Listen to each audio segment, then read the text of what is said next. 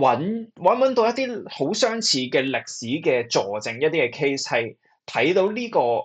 AI 狂熱似乎係繼續嘅機會比較大咧。咁最似 AI 狂熱嘅時期就係互聯網狂熱嗰個時期。當我去對比翻1998年同而家2025年咧，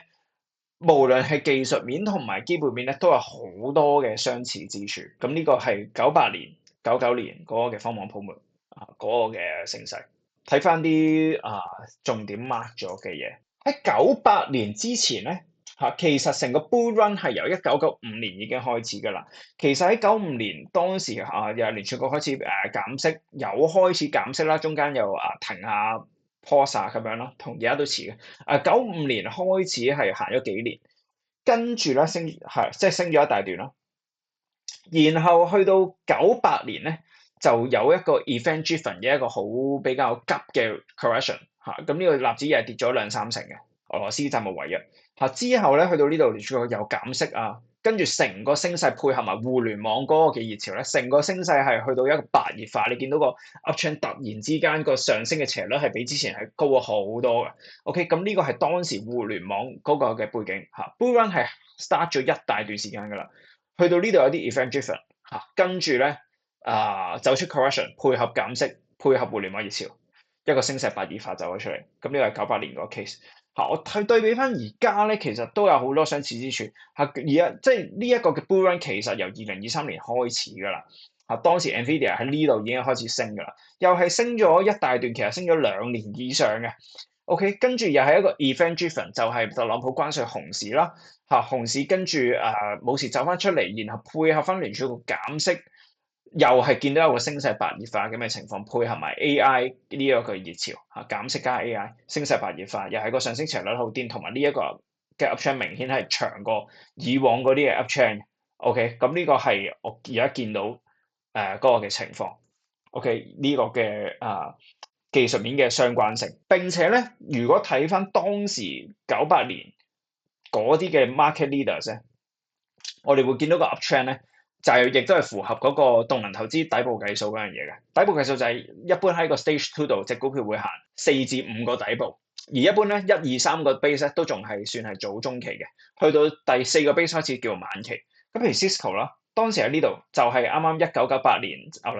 羅斯債務違約嗰個 correction，跟住走出嚟。行翻一個第一個 base 當然佢之前係已經升咗好多㗎啦，其實都由95年但係嚟到98年咧，再一個新嘅牛市，熊市之後新嘅牛市，第一個 base，跟住第二個 base，跟住第三個 base，跟住再跑一大段，去到嚟到第四個 base 就係2000年啦，2000年跟住一個 late stage fail base，OK，一個底部計數 stage 2行咗4個 base，Cisco 好 Intel。98年又係嗰個嘅俄羅斯債務違約嗰個嘅走出嚟個新牛市啦。第一個 base， 第二個 base， 第三個 base， 第四個 base，late stage fail base。OK，JBL 走出嚟98年第一個 base， 第二個 base， 第三個 base， 跟住第四個 base 頭肩頂。GLW 呢啲sorry，我補充翻個背景，呢啲全部都係當時互聯網搞網絡背後嗰啲嘅基礎建設嘅股票 ，CSCO Cisco 就係路由器，即係嗰啲硬件，for 啲人去上到網，又係嗰啲數據中心點樣去上到網連接到互聯網，就係呢啲路由器半導體芯片電子嘅配件光纖諸如此類，全部都係呢啲嘅 infrastructure，當時互聯網嘅呢啲嘅股票個背景就係 OK， 第一個 base， 第二個 base， 第三個 base， 當年嘅 SMTC 當年98年嘅電子啦，都係電子嘅股票第一個 base， 第二個 base， 第三個 base 完咁我哋從呢個底部計數呢一個嘅邏輯 stage 2一個 mark up phase 一路上嘅底部計數嘅呢一個邏輯，98年搬翻嚟而家2025年 Nvidia 從2025年關稅熊市走出嚟第一個 base， 去到而家發展緊第二個 base。AVGO 博通走出嚟第一個 base， 去到而家發展緊第二個 base。呢個唔係 base 呢個係 pullback 嚟嘅啫基本上唔到6個禮拜以上嗰啲都唔叫做係 base 呢個周線圖睇係睇唔到一個 base， 呢個先係 base。Credo 第一個 base 走到上嚟，而家做緊第二個 base。Oracle 第二個 base。有啲咧就係第一個 base 啱啱跑出嘅啫，就係最近落後咁樣嘅 AMD、VRT、Dell 等等。即係我哋見到咧，其實咁而家 AI 係早期、中期定晚期咧？睇唔到係晚期咯。用呢一個技術面底部技術去推，而家就係見到 IDA 係仲係早期，或者係早到勉強去到中，我諗都未到嚇，即係一個偏早期嘅階段。OK，喺呢一個嘅 uptrend 嚟到去睇底部計數 stage two，點樣去睇到 AI 呢一個趨勢會係繼續延續，令到呢一啲 AI 基礎建設嘅股票都會喺個 uptrend 係延續咧？我哋就要理解翻泡沫係點樣形成，泡沫係會催化到呢一啲嘅股票越升越有，越升越急嘅。即係譬如我哋睇 Cisco 咁樣嚇，呢啲係好 normal 嘅 base。你會見到去到呢啲咧，升勢加速，突然之間係升得好急，去到一啲泡沫嘅狀態。泡沫係點樣形成？呢個就係一個好重要嘅 concept，我哋要去理解咯。因為我哋其實就係靠泡沫去賺錢，動能投資你就要靠泡沫去賺錢。泡沫爆破前轉身離場，解釋一下點解泡沫會形成。供應鏈入邊有一個嘅效應叫做牛鞭效應嚇 （bullwhip effect）。一個教科書嘅例子啦，我用聖誕節啲家長帶啲小朋友去買玩具，咁聖誕節就到嘅時候會點樣啊？就係咧啲人開始係咁去買玩具啦，瘋狂去買玩具啦。個需求係明顯增加嘅，譬如個需求增加咗幾成。譬如本身每日賣開100件玩具嘅啲鋪頭而家去到每日賣緊120件玩具。OK，咁呢個開始見到個需求上升啦。好啦，零售商見到有咁樣嘅需求上升咧，佢都怕賣斷貨噶嘛。我哋之前賣開100件，而家變到82件、83件咁樣。咁佢為咗保險咧，佢就開始訂多啲貨咯喎。譬如佢訂多幾成啦，佢就見個需求升咗啦，咁佢訂多啲貨，佢又同批發商講話，我而家要150個啦。咁批發商都會驚冇貨俾落去噶嘛。咁而家批發商聽到零售話有150個，佢又同製造商講話，我要夠200個啦。好啦，咁製造商聽到批發商話要200個，咁個廠房會點啊？加班啦，甚至係增加多啲嘅產能啦、機器啦，諸如此類，去生產多啲玩具。實際咧做咗個 supply 係足夠每日400個嘅咩？但係其實睇翻最開頭，佢只係嗌緊個 demand 係講緊8283個。好啦，咁之後最後點啊？個聖誕節一完嘞喎，大家突然之間又唔買玩具嘞喎，個需求變翻正常，變翻每日淨係買100個啫喎，唯有就係大幅減價去推咯。咁呢個就係泡沫爆破嘅時候啦，就係 supply 太多，套落翻當時互聯網 .com bubble 點解會爆？就係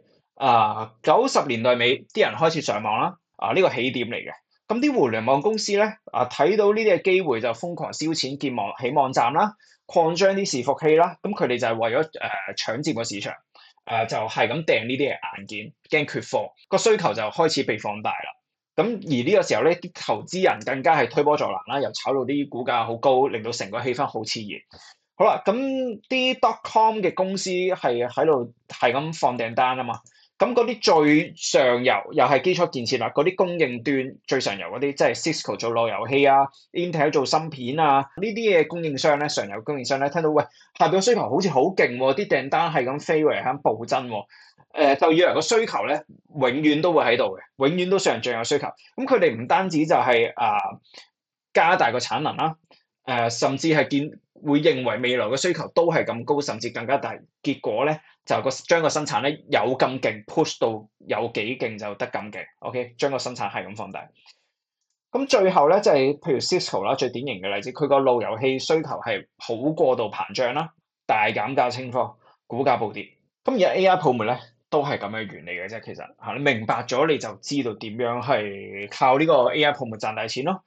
基本上再揼一次就係而家所謂嘅需求嗰啲源頭就係啲 user 啦，不論係個人嘅 user，即係好似你同我咁，定係啲企業嘅 user 都係開始用呢啲 AI 工具啊嘛。之後去到中間嗰一層咯，就係真係呢啲嘅 AI 公司啦 ，OpenAI、Google 嘅 AI 諸如此類，佢哋為咗搶佔個市場，唔好落後於呢個 AI 嘅競賽，佢哋就訂好呢個芯片，訂好呢個伺服器，佔用好多嘅數據中心或者興建再更加多嘅數據中心。佢哋驚就係驚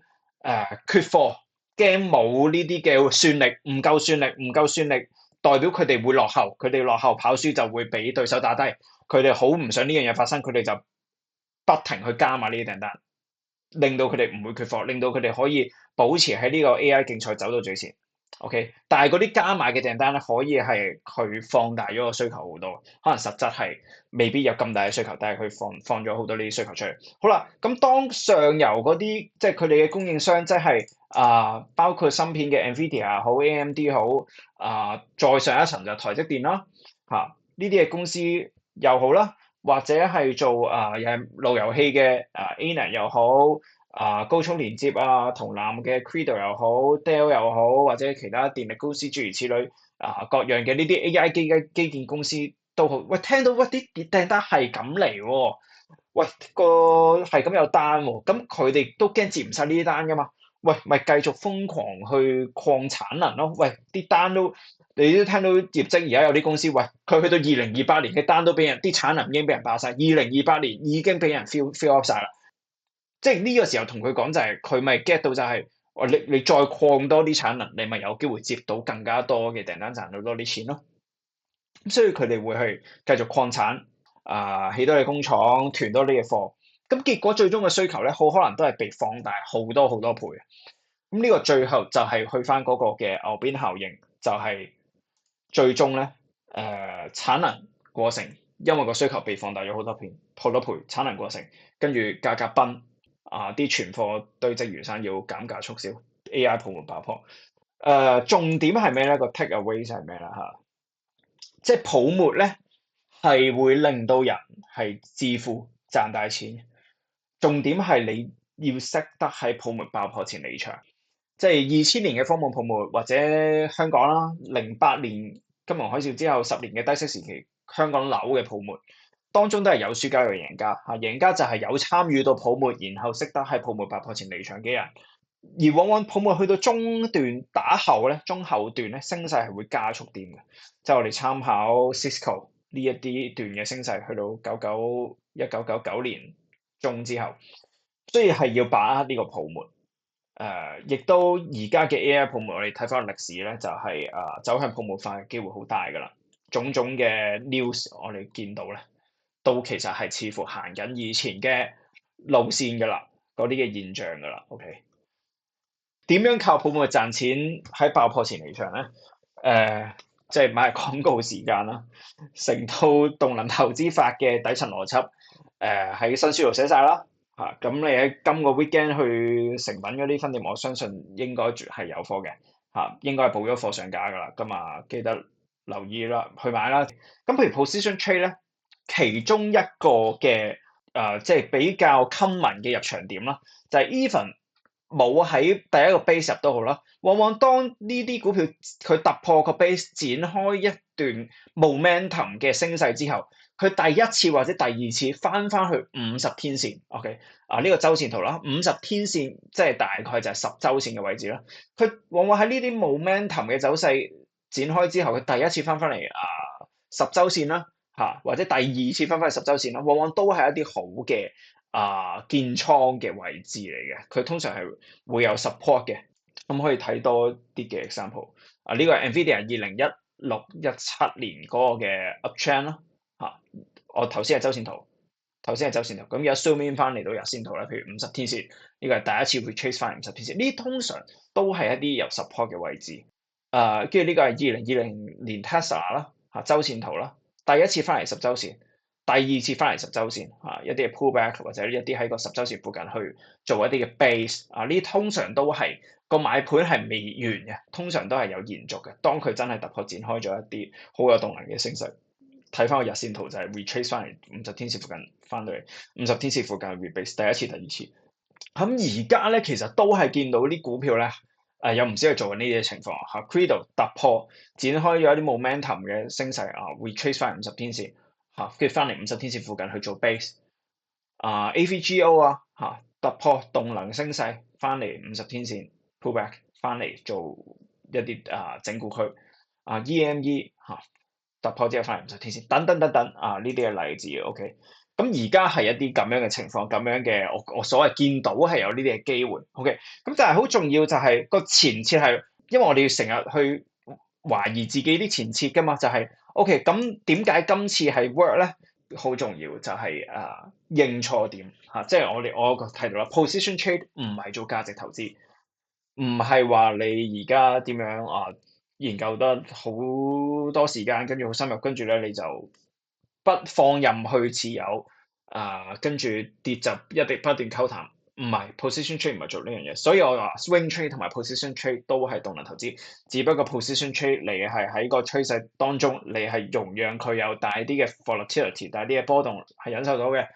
但係如果係出現一啲好錯嘅技術面嘅走勢，一樣係會要認錯咁呢個係 position trade 動能投資個原則。即係 Credo 咁樣舉例，藍線就係可能預期佢會喺50天線附近做一啲嘅 basing，跟住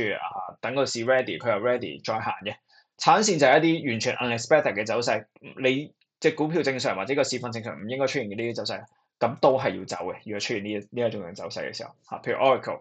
佢喺呢啲嘅50天線附近 support 佢去做 base 可以係make sense，可以 reasonable 係可以繼續持有。但係如果佢出現一啲 breakdown